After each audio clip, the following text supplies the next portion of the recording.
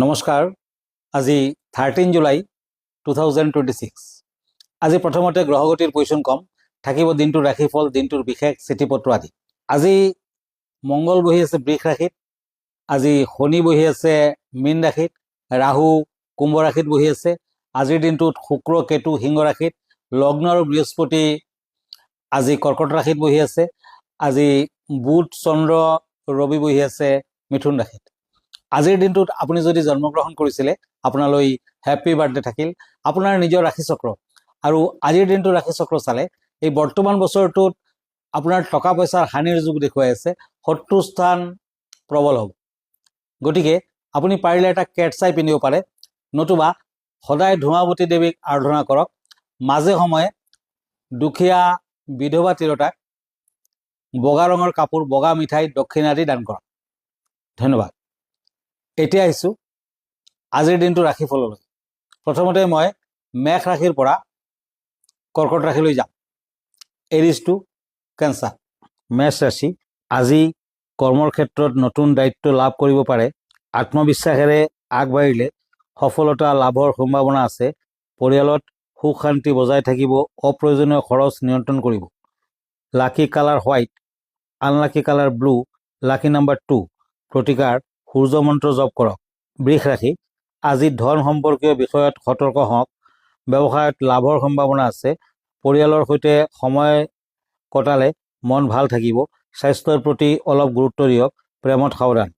লাকি colour red, unlucky colour black, lucky number 4। মিথুন ৰাশি, আজি যোগাযোগৰ জৰিয়তে নতুন সুযোগ লাভ কৰিব পাৰে।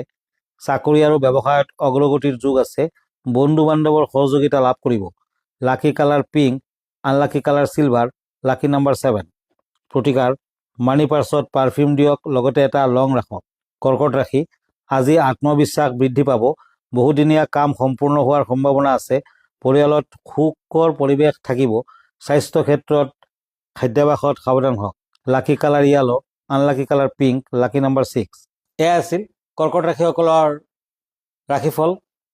এতিয়া আহিছোঁ আজিৰ দিনটোৰ যাত্ৰা শুভ কৰ্ম আদি। আজি 13 জুলাই 28 আহাৰ, তিথি কৃষ্ণা চতুৰ্দশী, ধ্ৰুৱ যুগ, মিথুন ৰাশি, বৈশ্য বৰ্ণ, মৃগশিৰা নক্ষত্ৰ, দেৱগণ, যাত্ৰা নাই, ৰিক্তাদোষ আছে। শুভ কৰ্ম আৰোগ্য স্থান, দীক্ষা, ক্ৰয় বিক্ৰয়। আজি মাছ মাংস, কণী, পিঁয়াজ, নহৰু, মচুৰ দালি আদি খোৱা নিষেধ। এতিয়া দিনটোৰ চিঠিপত্ৰত প্ৰথমতে মই এখন চিঠি লৈছোঁ। এইখন চিঠি লিখিছে দুলাল ৰঞ্জন মেধি, গুৱাহাটী। কিৰুয়াং ডাঙৰীয়া নমস্কাৰ ল'ব। শাওণ মাহ আহি আছে। শাওণ মাহত বাস্তু সম্পৰ্কে আপুনি কি কয়? বাস্তু সম্পৰ্কীয় কিবা প্ৰতিকাৰ দিব নেকি আৰু কি কৰিব লাগে? ধন্যবাদ। হয়, জ্যোতিষ আৰু বাস্তুশাস্ত্ৰ অনুসৰি শাওণ মাহত প্ৰকৃতি নিজৰ চৰম সৌন্দৰ্যত জিলিকি উঠে। এই মাহটোত ঘৰৰ ঈশান কোণত, মানে উত্তৰ পূব দিশত গংগাজল ৰখাটো অতি প্ৰয়োজনীয়, আৰু পাৰিলে ঘৰৰ চাৰিওফালে গংগাজল ছটিয়াই দিব সদায়। আৰু প্ৰতি সোমবাৰে গা ধোৱাৰ পাছত এই কামটো কৰিব। লগত মুখ্য দুৱাৰৰ ওচৰত সোমবাৰে শাওণৰ সোমবাৰত গৰুৰ ঘিউৰ চাকি জ্বলাব। অত্যন্ত শুভ বুলি মান্য কৰা হৈছে ইয়াক। ইয়াৰ দ্বাৰা ঘৰখনৰ ঋণাত্মক শক্তি, মানে নিগেটিভ এনাৰ্জি নাইকিয়া হয়। পজিটিভ এনাৰ্জি ঘৰখনত আগমন ঘটিব। আপোনাৰ সুখ সমৃদ্ধি বৃদ্ধি পাব। ধন্যবাদ। এতিয়া আকৌ ৰাশিফললৈ। এতিয়া আহিছোঁ সিংহ ৰাশিৰ পৰা বৃশ্চিক ৰাশিলৈ। সিংহ ৰাশি, আজি নেতৃত্বৰ গুণ প্ৰকাশ পাব। কৰ্মৰ ক্ষেত্ৰত সন্মান লাভ কৰিব পাৰে। খৰচৰ সংযম ৰাখক। দাম্পত্য জীৱনত বুজাবুজি বৃদ্ধি পাব। Lucky colour blue, unlucky colour yellow, lucky number 9। প্ৰতিকাৰ হনুমান মন্দিৰত ৰঙা কাপোৰেৰে মেৰিয়াই নাৰিকল দান কৰক। কন্যা ৰাশি, আজি পৰিকল্পনা অনুসৰি কাম হ'ব। সফলতা লাভ কৰিব। শিক্ষাৰ্থীৰ বাবে দিনটো শুভ। স্বাস্থ্য ক্ষেত্ৰত এলাহ কমকৈ কৰিব। Lucky colour orange, unlucky colour red, lucky number 8। তুলা ৰাশি, আজি নতুন পৰিচয় লাভ কৰিব পাৰে। ব্যৱসায়ত লাভৰ সম্ভাৱনা আছে। পৰিয়ালৰ পৰামৰ্শ আপোনাৰ বাবে লাভজনক হ'ব পাৰে। সামাজিক ক্ষেত্ৰত সন্মান প্ৰাপ্তিৰ যুগ। Lucky colour cream, unlucky colour blue, lucky number 4। প্ৰতিকাৰ 3টা জালুক আৰু হালধিৰ গাঁঠি লৈ বগা কাপোৰত বান্ধি ঘৰৰ এটা কোণত থ'ব। বৃশ্চিক ৰাশি, আজি ধৈৰ্য ধৰি কাম কৰক। চাকৰি ক্ষেত্ৰত অগ্ৰগতিৰ সম্ভাৱনা আছে। অযথা তৰ্ক বিতৰ্কৰ পৰা আঁতৰ থাকিব। পাৰিবাৰিক দিশত শুভ সংবাদ পোৱাৰ সুযোগ আছে। Lucky colour maroon, unlucky colour yellow, lucky number 1। এয়া আছিল বৃশ্চিক ৰাশিসকলৰ ফলাফল। এতিয়া আহিছোঁ দিনটোৰ বিশেষ। দিনটোৰ বিশেষত মই ক'ম আগলৈ ৰথযাত্ৰা। অহা 16 তাৰিখে ৰথযাত্ৰা হ'ব। গতিকে মই ৰথযাত্ৰা সম্পৰ্কে ৰজা ইন্দ্ৰদন্যৰ কাহিনী ক'ম। হিন্দু পৰম্পৰা অনুসৰি মালাৱাৰৰ ৰজা ইন্দ্ৰদন্যই এক ঐশ্বৰিক সপোনত পুৰীৰ সাগৰৰ পাৰলৈ যোৱাৰ নিৰ্দেশ পাইছিল, য'ত এটা পবিত্ৰ কাঠৰ কুণ্ড উঠি আহিছিল, যিটো ভগৱানৰ মূৰ্তি হিচাপে গঢ়াৰ বাবে আছিল।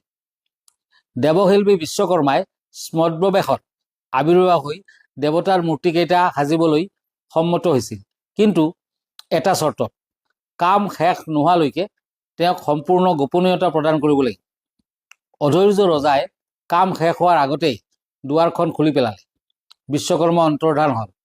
এৰি থৈ গ'ল 3টা আধৰুৱা কাঠৰ মূৰ্তি, যিবোৰৰ হাত বা অৱয়ব সম্পূৰ্ণৰূপে গঢ়া হোৱা নাছিল। তেতিয়া এক ঐশ্বৰিক বাণী ৰজাক এই আধৰুৱা ৰূপসমূহকে জীৱন্ত দেৱতা হিচাপে প্ৰতিষ্ঠা কৰি পূজা কৰিবলৈ নিৰ্দেশ দিলে।